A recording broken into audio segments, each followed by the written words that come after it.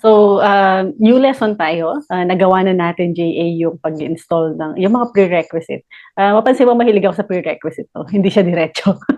Kasi, yung importante kasi yung mga prerequisite, parang step by step.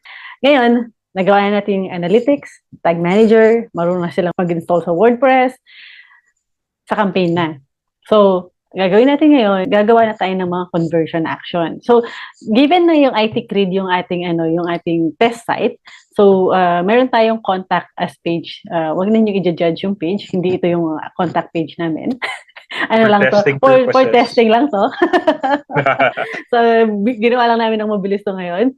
So, gumawa ng contact us page. So, ang gusto kong ma-measure is, typically, Jay, kaya kailangan mo ng contact as page kasi. Typically kasi, sa mga client namin, pagka local companies sila, ang importante sa kanila is either form submission or call. Yan. So, ang common din kasi sa mga website, ang conversion nila is form submission. So, yun yung ituturo natin ngayon. Just in case, meron kayong special case na gusto niyo ng hindi niyo alam, nasa e-commerce kayo, nasa call yung gusto niyo i-track, lagay niyo lang sa comment yung nagiging challenge niyo. Kasi basically, it will be the same. Yung prerequisites at saka yung paano ka gumawa sa Google Ads. Okay? Okay, so gusto natin ma-track pag may nag-submit ng contact information, pupunta siya ng thank you page. So pagka-submit, magkakaroon ka ng thank you page. A conversion for me is pag may nag-submit, pag pumunta siya sa thank you page. Okay.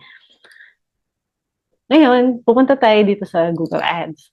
Pupunta ka sa tools and settings, and then conversions. Ayun, measurement and then conversions.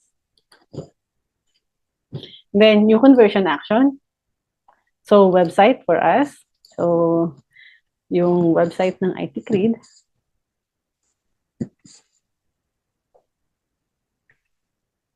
Yan. Then, scan.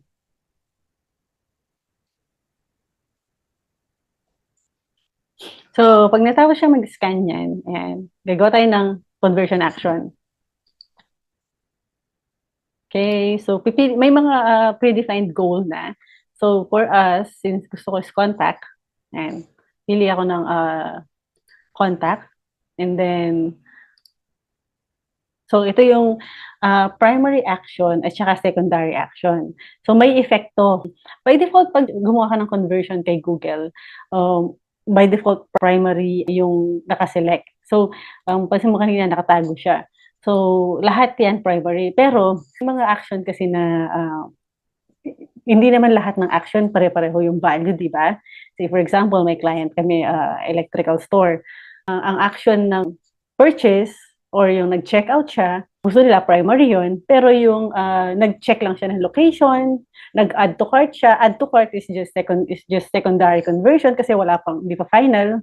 Store visit should be a primary conversion.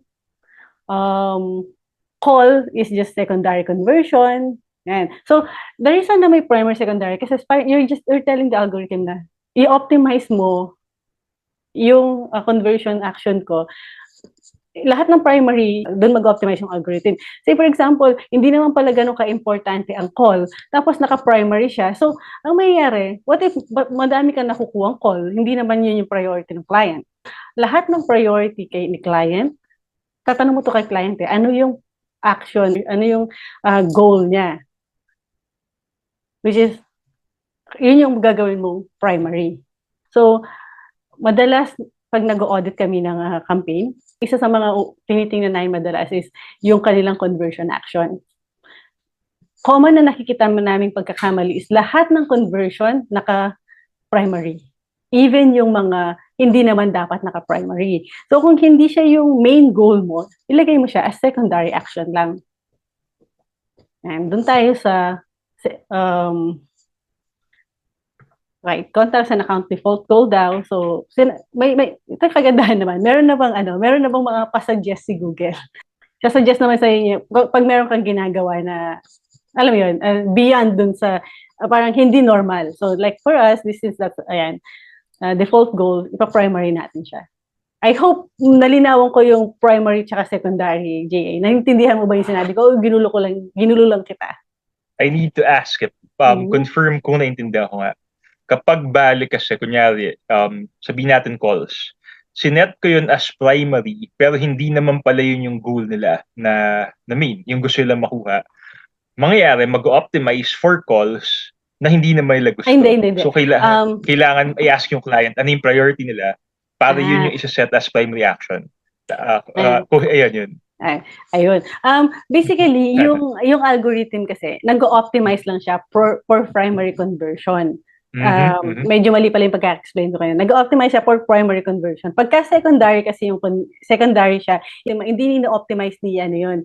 So, kung ang secondary mo, kunwari nga, yung call, hindi naman niya yung goal, tapos ginawa mo siyang primary, so nag-optimize siya for something that's not important to the client. Yes. Exactly. Yan, tama. Yun. Kaya, primary, yung importante lang sa client. Kung hindi siya importante sa client, ano lang siya, secondary metrics lang siya, make it a secondary action. Gets. Thank you. Sige. Conversion name, kahit ano lang to. Nasa sa inyo to. Then, alala niyo yung conversion, yung topic natin about bidding strategy. So, dito yun related. Yung value ng conversion. Ayan. Magkano yung value ng conversion na to? For example, ang value sa akin ng conversion na to is 1,000. Each client, yung value niya sa akin is $1,000. Kunwari. Di ba? So, or each conversion client, each conversion, value niya sa akin 1,000.